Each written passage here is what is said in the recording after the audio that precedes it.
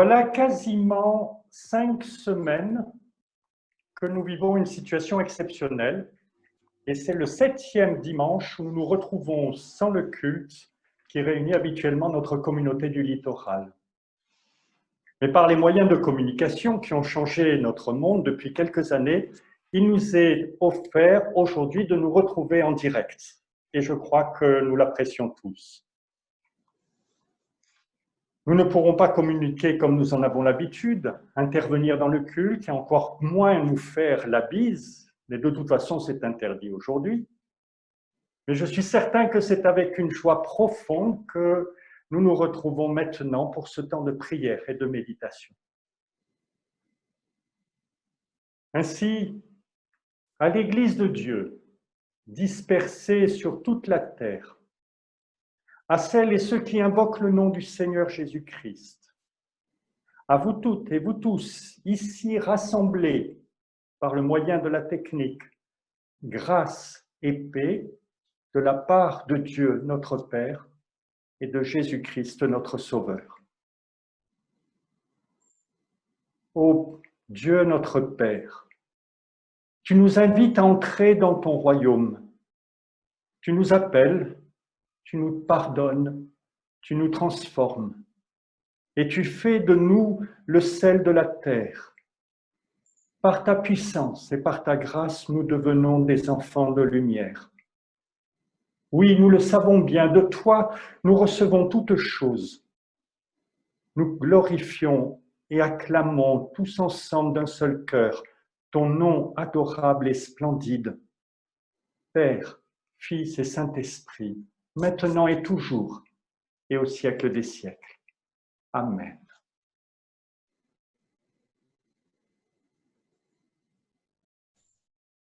Et nous allons maintenant chanter notre reconnaissance avec « Je louerai l'Éternel de tout mon cœur ».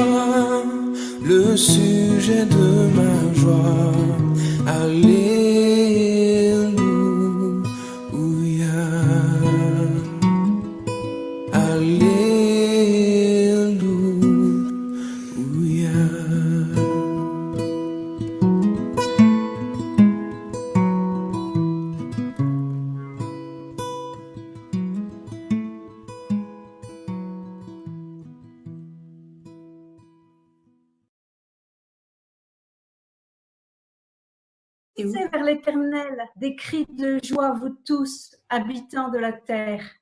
Servez l'Éternel avec joie. Venez avec allégresse en sa présence. Sachez que l'Éternel est Dieu. C'est lui qui nous a fait et nous lui appartenons. Nous sommes son peuple et le troupeau de son pâturage. Entrez dans ses portes avec des louanges, dans ses parvis avec des cantiques. Célébrez-le, bénissez son nom, car l'Éternel est bon. Sa bonté dure toujours et sa fidélité de génération en génération. Seigneur éternel, Dieu de l'univers, c'est devant toi que nous sommes réunis ce matin.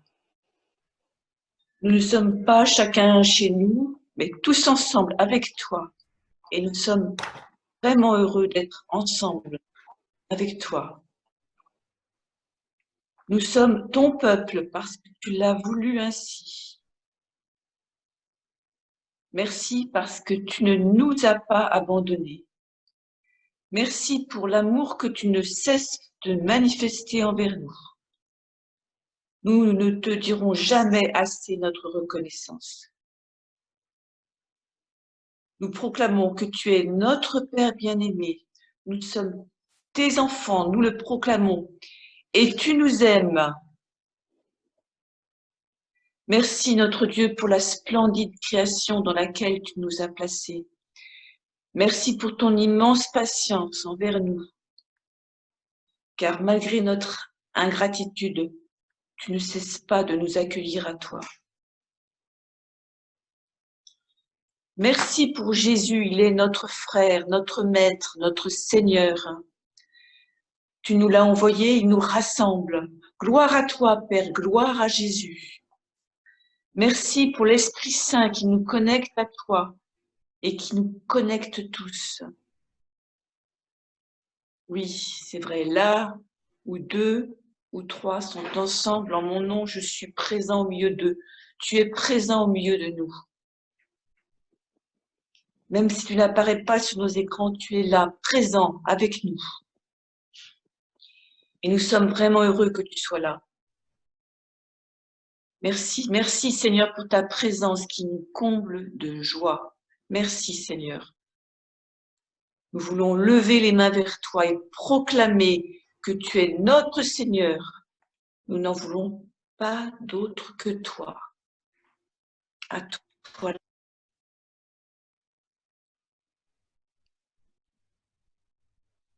Et nous continuons notre louange avec le chant Lumière du monde, si nous arrivons à faire le partage d'écran.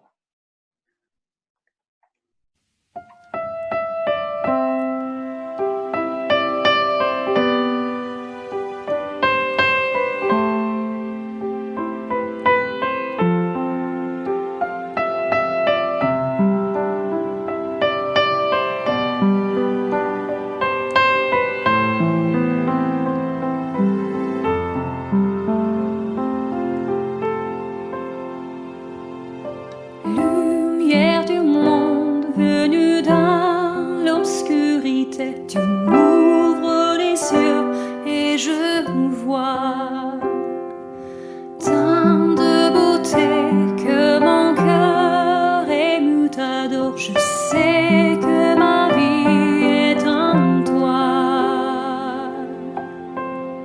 Et me voici pour louer, me voici à tes pieds, me voici pour dire tu es mon Dieu. Tout en toi est beauté, tout en toi est grandeur, tout en toi est merveilleux pour moi.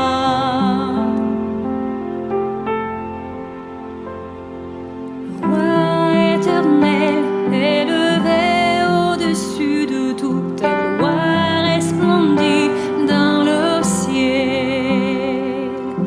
Tu es venu humblement sur cette terre, tu t'es donné par amour.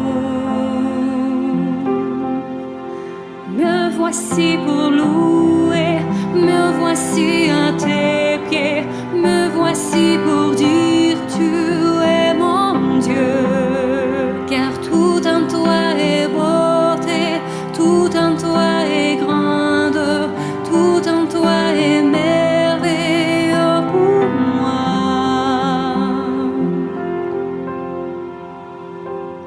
Je ne pourrais imaginer le prix payé pour mon péché. Je ne pourrais imaginer le prix payé pour mon péché. Et me voici pour louer, me voici à tes pieds, me voici pour dire tu es mon Dieu. en toi est beauté, tout en toi est grandeur, tout en toi est merveilleux pour moi. Me voici pour louer, me voici à tes pieds, me voici pour dire tu es mon Dieu, car tout en toi est beauté, tout en toi est grandeur, tout en toi est merveilleux pour moi.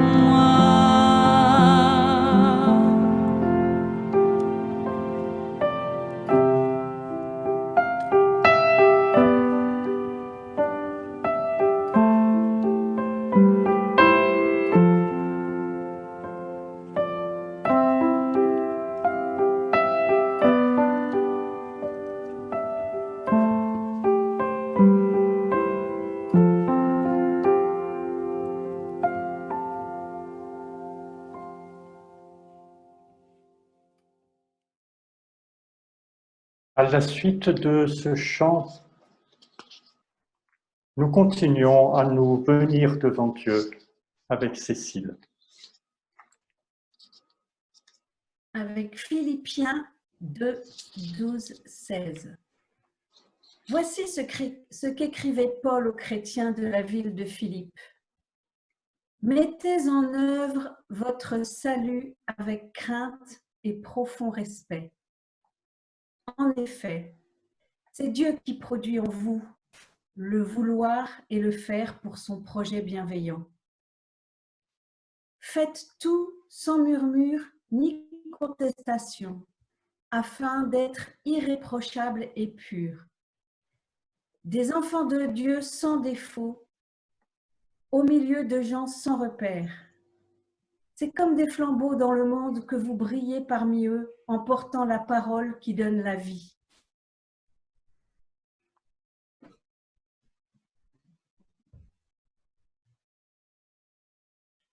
Dieu notre Père, en Jésus-Christ, tu nous as donné la vie. Tu nous as façonnés avec amour. Tu nous as confié la terre pour l'habiter dans la justice. Nous nous éloignons de toi quand nous cherchons à tout prix des coupables dans ce qui se passe dans notre monde, car nous sommes tous coupables. Nous nous éloignons de toi quand nous ne prenons pas assez soin de ce que nous avons reçu pour porter du fruit, car nous oublions le terreau essentiel. Pardonne-nous, Seigneur, et donne-nous ta liberté, ton courage et ta joie pour que nous apprenions encore et toujours à devenir des disciples qui marchent à ta suite. Nous savons, Seigneur, que tu nous libères et nous pardonnes. Désormais, ayons encore confiance en nous-mêmes, en ce que nous sommes capables d'accomplir et d'être ensemble accompagnés par ta puissance d'amour et ton Esprit Saint. Que la grâce du Seigneur Jésus-Christ soit avec nous tous. Amen. Sache-le bien, Jésus est venu, il est mort sur la croix pour toi, il a pris sur lui ta faute. C'est pourquoi le Seigneur oublie le mal dont tu es responsable. Sache-le bien, il t'accueille comme un enfant bien-aimé. Il t'entoure de sa tendresse. Il met en toi sa force. Il renouvelle sur toi sa bénédiction.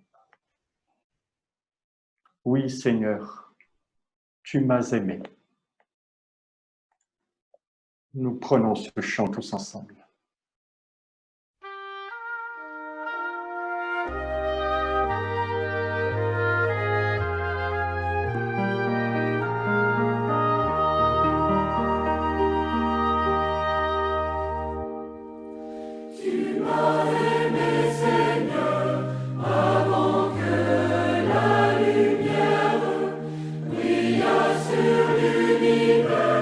Que ta main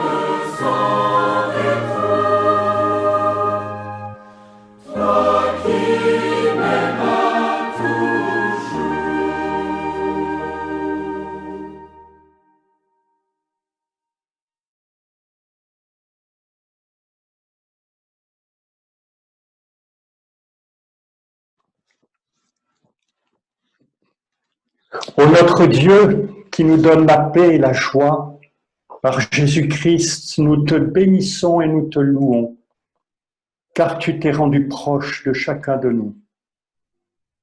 Malgré nos tâtonnements et nos cœurs lents à croire ce que tu nous as révélé, donne-nous, au sein de ce monde que tu aimes, de vivre chaque jour de ta présence.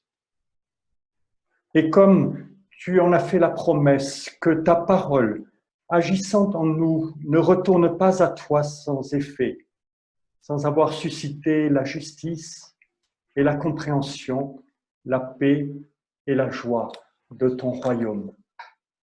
Seigneur notre Dieu, merci pour ta promesse. Amen.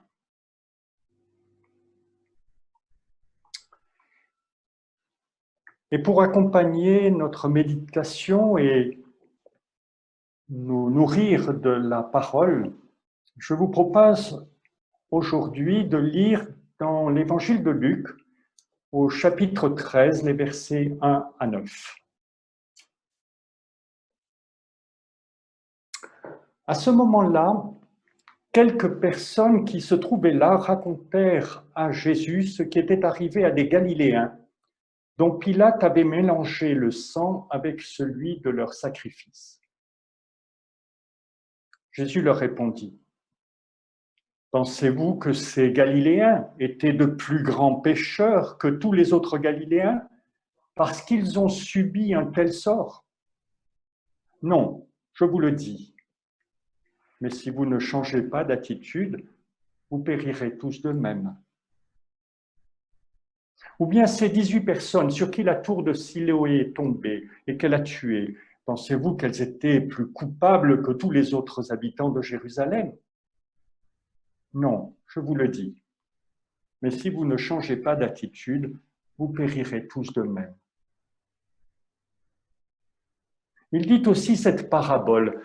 Un homme avait un figuier planté dans sa vigne. Il vint y chercher du fruit et il n'en trouva pas. Alors il dit au vigneron, « Voilà 3 ans que je viens chercher du fruit sur ce figuier et je n'en trouve pas. Coupe-le. Pourquoi occupe-t-il la terre inutilement ?» Le vigneron lui répondit, « Seigneur, laisse-le encore cette année. Je creuserai tout autour et j'y mettrai du fumier. Peut-être à l'avenir donnera-t-il du fruit, sinon tu le couperas. »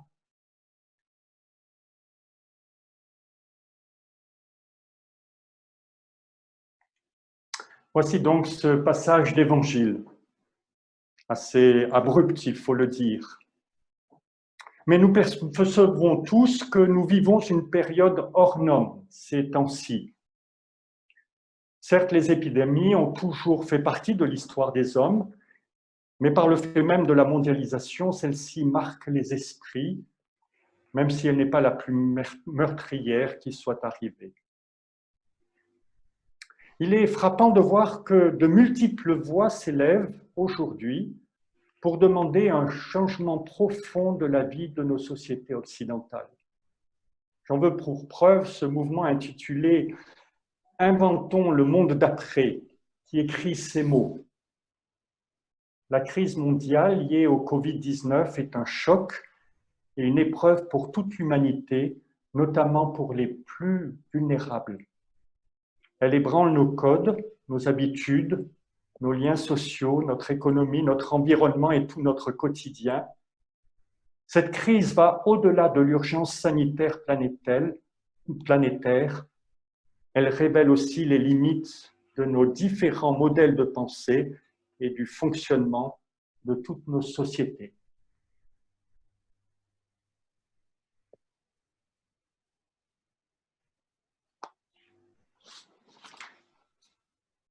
L'ébranlement suscité par cette crise sanitaire amène étonnamment un certain nombre de personnes à reprendre le thème cher à Jésus et à l'Évangile, celui de la métanoïa, l'appel à un changement de vision, de pensée, d'attitude, de comportement. Car c'est bien ce thème que nous retrouvons dans l'aphorisme de Jésus que nous avons lu. « Non, je vous le dis, mais si vous ne changez pas, vous périrez de même. Jésus répond alors à certaines préoccupations religieuses qui lui sont exprimées suite au massacre de Juifs qui étaient en train de remplir leurs devoirs religieux en offrant des sacrifices au temple. La question sous-jacente est de savoir si la mort violente qui les a frappés révèle une culpabilité individuelle particulière. Jésus répond clairement non. Mais il enchaîne aussitôt par une parole qui peut nous paraître aujourd'hui bien abrupte. Mais si vous ne changez pas, vous ne mourrez tous de la même manière. Soit dit en passant, cette parole résonne d'une manière particulière si l'on se rappelle l'histoire juive qui va suivre. Le message de Jésus sur le royaume de Dieu et sa justice ne sera pas reçu. Finalement, ne supportant pas la domination romaine, le peuple juif va conduire plusieurs révoltes qui conduiront à la destruction du temple, de la ville de Jérusalem et à la perte de ce foyer national sur la Terre sainte. Et pour la deuxième fois, le peuple juif va connaître un exil profond qui durera cette fois-ci 2 millénaires. Cependant, cette parole de Jésus ne peut se résumer à une forme de catastrophisme. Et je vous propose de nous y arrêter d'un peu plus près. Manifestement, Jésus récuse la pensée sous-jacente aux propos qui lui sont retransmis. Il refuse une vision de conte d'apothicaire qui mesurerait la violence d'une mort au degré de culpabilité. Le fait d'être massacrés révélerait-il qu'ils sont de bien plus grands pécheurs? Non, cette sorte de parallèle n'a pas de sens. On ne peut aller s'ingérer dans la vie de tel ou tel, chercher je ne sais quel mal pour expliciter de manière individuelle une mort anormale. Nous ne faisons plus ce genre de raisonnement aujourd'hui. Encore que les remises en cause surprenantes ont surgi lorsque le grand rassemblement de jeûne et de prière de Mulhouse s'est révélé être un cluster de l'épidémie. Des critiques peu fraternelles ont pu se manifester dans quelques milieux chrétiens à l'encontre de cette Église, portant le doute sur l'authenticité de leur foi. Mais revenons à la parole de Jésus. Ce qui surprend, c'est l'élargissement qu'il fait du propos. Nous aurions pu nous attendre que Jésus en reste à sa réponse négative. Non, ce massacre n'a rien à voir avec le péché. Point final. Et continuez à vivre le mieux que vous pouvez. Mais voilà que Jésus nous prend à contre-pied. Profitant de cette occasion qui lui est offerte, il réitère un appel à un changement profond, un changement de tous. Je vous le dis, répète Jésus, si vous ne changez pas, vous périrez tous pareillement. Le propos de Jésus s'inscrit dans le message qu'il délivre sur le royaume de Dieu. Dieu s'est approché de vous, il vient établir sa vérité, sa justice, son amour au milieu de vous. Il vient régner au milieu de vous. Mais vous-même, de quelle manière l'accueillez-vous? Comment le laissez-vous agir dans vos vies? Juste avant, Jésus reprend la foule. Vous savez deviner le temps qu'il va faire en observant les aspects du ciel et de la terre, mais vous êtes incapable de comprendre le temps de Dieu dans lequel vous vous trouvez. Et voilà ce qui préoccupe bien Jésus, la difficulté que les hommes ont à s'ouvrir à ce que Dieu est en train de faire, à entrer dans ce qu'il veut, à vivre du don qu'il promet. Je disais en introduction que la crise actuelle conduisait beaucoup à se poser la question du monde d'après. Et il est clair que des questions cruciales d'ordre politique se posent à nous, concernant la solidarité, l'écologie, le poids de la finance dans les choix, la manière de produire et de consommer. Mais derrière les questions politiques se profilent des questions concernant nos valeurs, celles qui nous font vivre, et les priorités que nous nous donnons. Et derrière les questions de valeurs, il y a une question spirituelle, c'est la même que Jésus pose. Je suis frappé de constater ce que je ne peux qu'interpréter comme une contradiction dans notre pays. À la fois, nous reconnaissons que cette crise nous ramène à notre fragilité humaine, au dysfonctionnement de notre société, à une humilité devant ce que nous ne maîtrisons pas, et en même temps, nous ne cessons de chercher et d'attendre plus de connaissances, plus de maîtrise politique, plus de ceci ou de cela. Il semble qu'il nous est impossible d'entendre l'interrogation pourtant fondamentale de l'Évangile. Est-ce que l'homme peut construire une communauté humaine juste sans être dans une juste relation avec celui qui l'a créé? Mais cette question n'est pas seulement adressée à nos sociétés, elle est d'abord adressée aux églises et à nous qui croyons, car c'est par la manière dont nous y répondrons qu'elle pourra retentir au-delà, au milieu de nos concitoyens. Que signifie ce thème de la métanoïa, du changement? Autrefois, on parlait de repentance, qui est au cœur de l'Évangile. Je voudrais prendre une image toute simple. Lorsqu'une personne manifeste des troubles physiques importants et que l'on soupçonne une atteinte de l'organisme, non visible en profondeur, on lui prescrit de passer un scanner. Et on va passer son corps au crible des rayons, parfois tout le corps entier, pour repérer où se trouve le mal. Eh bien, je dirais que c'est à cela que Jésus appelle, à passer un scanner de nos vies, non pour rester à la superficie, mais pour laisser apparaître ce qui se cache et qui obstrue le chemin de la grâce et de la bénédiction de Dieu. Je suis frappé de voir comment l'Église catholique a été ébranlée ces dernières années par des scandales qui étaient cachés, qui ont été amenés à la lumière. J'ai été touché de voir comment, à travers l'Église de Mulhouse, s'est manifestée une remise en question des églises évangéliques, peut-être d'une certaine légèreté dans la manière de vivre et de parler de la foi. Le pasteur principal de cette église a évoqué à plusieurs reprises cela avec beaucoup d'humilité. Alors, nos églises protestantes sont-elles les seules à pouvoir dire que tout va bien? Ou bien avons-nous aussi à nous interroger? Est-ce que nous portons vraiment le fruit que Dieu attend de nous au sein de notre société?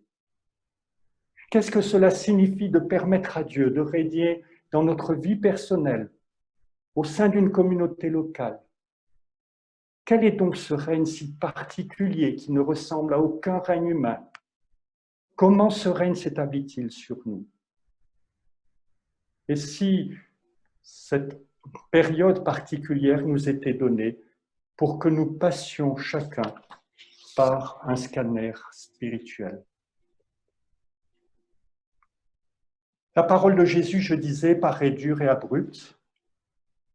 C'est pourquoi il est important de la rapprocher de l'image que Jésus développe ensuite, l'image du figuier qui ne porte pas de fruits et pour lequel le propriétaire est invité à patienter encore une année. Cette magnifique image nous rappelle la patience que Dieu développe à l'égard des hommes et à notre égard dans son amour. Combien il attend, combien il nous attend. Car ce figuier ne trouvera pleinement sa raison d'être que s'il porte du fruit, un fruit abondant. D'ailleurs, s'il ne porte pas ce fruit, s'il ne porte pas la vie, n'est-il pas déjà comme un arbre mort?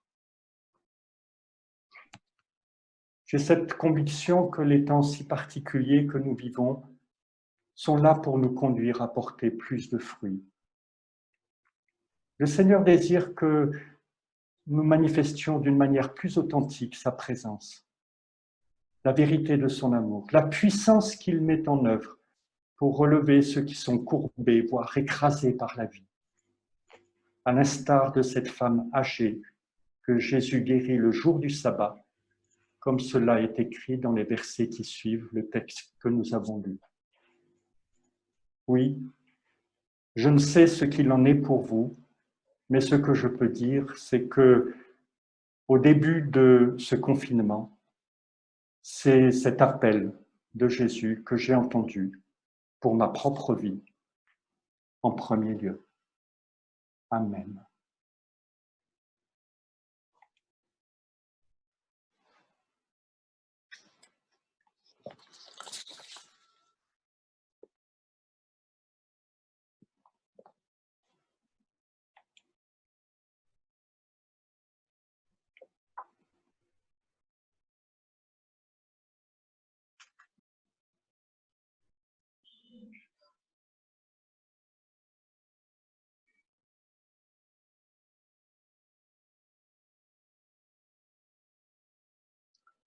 Et Julie va continuer ce temps de méditation avec sa flûte.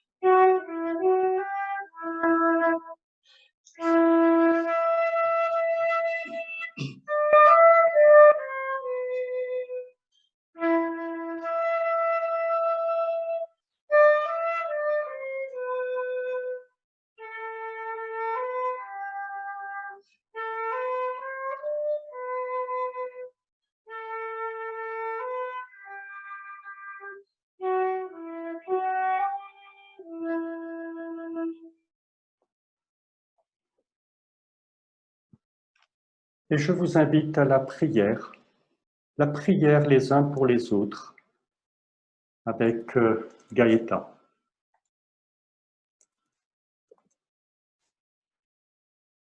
En ces temps de confusion, nous nous sentons désemparés. Seigneur, donne-nous de ne pas nous renfermer et de comprendre comment nous devons changer. Ouvre nos oreilles à ta voix.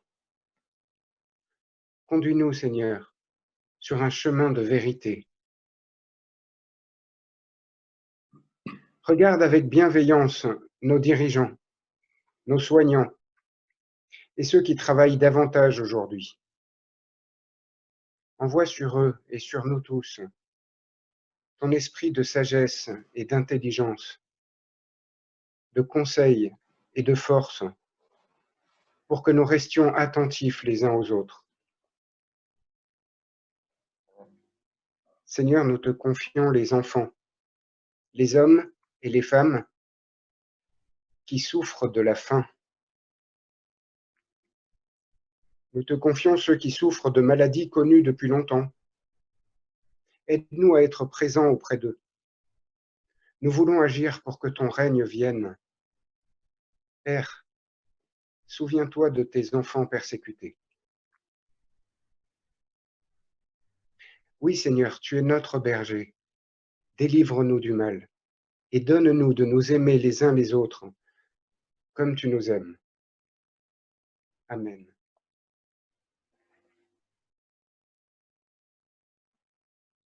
Que l'esprit de vérité vienne sur nous maintenant et nous apprenne à prier notre Père. Nous allons chanter ce chant ensemble.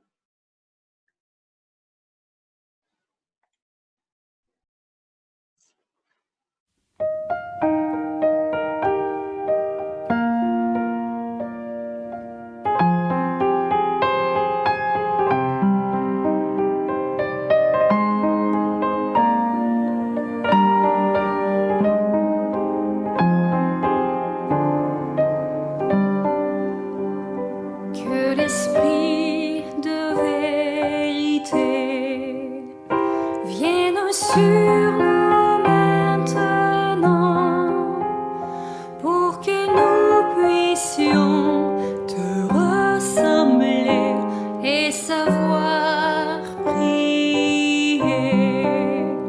Notre Père qui es aux cieux, que ton nom soit sanctifié,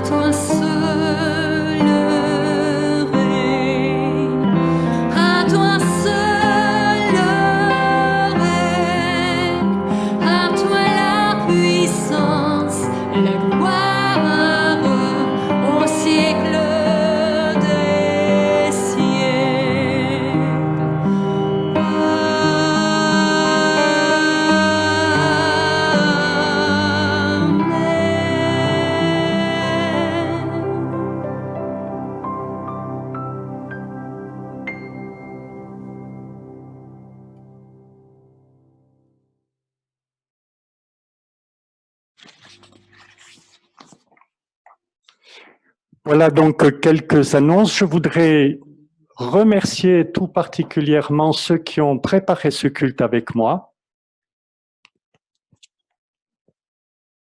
Colette, Cécile, Gaëtan, mais aussi Julie qui nous a accompagnés par sa flûte et Erwan qui a assuré la partie technique qui est loin d'être facile et qui a accepté de se former pour cela. Merci à vous tous et toutes. La semaine prochaine, comme durant toute la période du confinement, les groupes de maison, le partage biblique et le groupe de prière se retrouveront en ligne sur Zoom et vous trouvez les dates, les horaires sur l'agenda. Et si vous voulez vous joindre à l'un ou l'autre de ces groupes, vous pouvez me demander les codes d'accès. Nous allons faire le bilan de ce culte, essayer d'arranger les petits couacs. Et si ce bilan est positif, nous envisageons de le continuer chaque dimanche dans les mêmes conditions. Car il faut savoir que nous n'aurons vraisemblablement pas, avant la mi-juin, la possibilité de nous réunir. Et même après la mi-juin, nous ne savons pas encore dans quelles conditions cela se fera. Par contre, l'Église continue à vivre, les pasteurs à travailler, les charges courantes ça ne s'arrêtent pas non plus. Et donc, je vous invite à apporter votre offrande au Seigneur, d'abord, pour l'honorer, et puis à la confier aussi à l'Église pour l'annonce de la bonne nouvelle et le soutien mutuel. Vous voyez sur votre écran plusieurs possibilités, par SMS, par le site régional, par virement bancaire ou par chèque. Comme vous recevrez cette feuille par mail, vous pourrez retrouver dans vos boîtes mail ces renseignements. En tout cas, j'étais très heureux de pouvoir inaugurer ce culte malgré les difficultés que cela représente. Je vous propose que nous terminions maintenant ce culte par l'envoi. Et je voudrais pour cela m'appuyer sur ce que dit l'Épître aux Hébreux. Nous donc aussi, puisque nous sommes environnés d'une si grande nuée de témoins, rejetons tout fardeau et le péché qui nous enveloppe si facilement, et courons avec persévérance l'épreuve qui nous est proposée, les yeux fixés sur Jésus, qui est l'auteur de la foi et qui l'amène à la perfection. Oui, le Seigneur Dieu est votre vie. Son Fils, Jésus-Christ, est votre résurrection. Le Saint-Esprit est votre force. Allez dans la paix et dans la joie de Dieu le Père, de Jésus-Christ, notre Sauveur, et du Saint-Esprit, notre Consolateur. Amen. Rien ne pourra jamais nous séparer de l'amour de Dieu.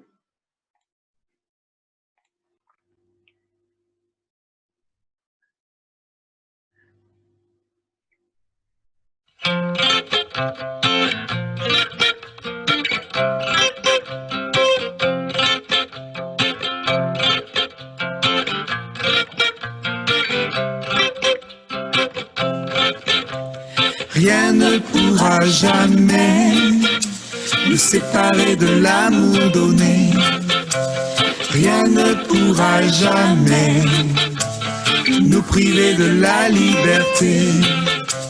Ni le malheur, ni l'inquiétude, ni toute la souffrance qui nous vient d'ailleurs. Aucune faim, aucune misère, ni les dangers que redoutent les veilleurs. Rien ne pourra jamais nous séparer de l'amour donné. Rien ne pourra jamais nous priver de la liberté. Aucune aucune mort, aucune vie, ni la nuée des anges et des esprits, aucun pouvoir, aucun combat, aucune force d'en haut ou d'en bas, rien ne pourra jamais nous séparer de l'amour donné. Non, rien ne pourra jamais nous priver de la liberté.